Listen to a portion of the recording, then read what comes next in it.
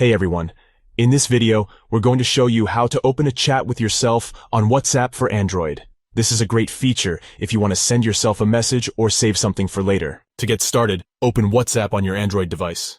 Once you're in the app, click the New Chat button at the bottom right-hand corner of the screen. In the contacts list, you will find your own phone number with the Message Yourself label. Click on your own phone number to open a chat with yourself. Once you're in the chat, you can send yourself a message or even send yourself a file, such as a photo or a document. This is a great way to keep important information or files easily accessible on your WhatsApp account. And that's it! Opening a chat with yourself on WhatsApp for Android is a quick and simple process. It's a useful feature that can help you stay organized and keep important information easily accessible. We hope you found this video helpful. If you did, please give it a thumbs up and don't forget to subscribe to our channel for more tech tips and tutorials. Thanks for watching, and we'll see you in the next one.